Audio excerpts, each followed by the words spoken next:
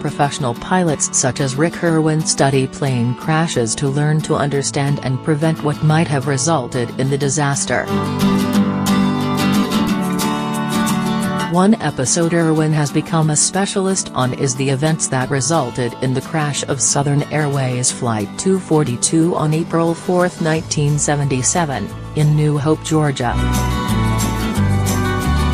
Irwin's father-in-law died in the crash, one of 72 victims, 63 on board and 9 on the ground, as the pilots tried to land their DC-9-31 on a highway after both engines were destroyed in a hailstorm.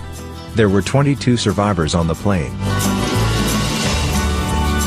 Unfortunately, most regulations and improvements are written in blood. Irwin, a veteran United Parcel Service pilot, tells Sammy Chittum, author of Southern Storm, The Tragedy of Flight 242, 216 pages, $24.95, Smithsonian Books.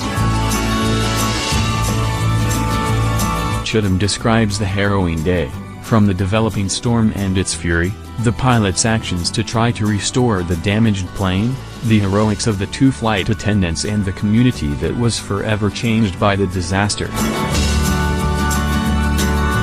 At the heart of Southern Storm are the stories of the people involved, including the survivors, the rescue workers and neighbors on the ground and the doctors at the hospitals who treated the victims, and family members of those on the flight who made their way to Georgia to be with their loved ones. Co-pilot Lyman Keel Jr. was at the controls during and after the storm, when the plane's engines failed. He was a decorated Vietnam Navy pilot who had made many takeoffs from and landings on aircraft carriers.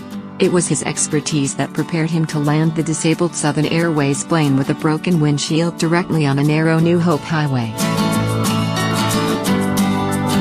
Perhaps the most heartbreaking is the story of the husbands whose wives, all related, were killed on the ground in an instant, and the hours that passed before the men learned of their fate.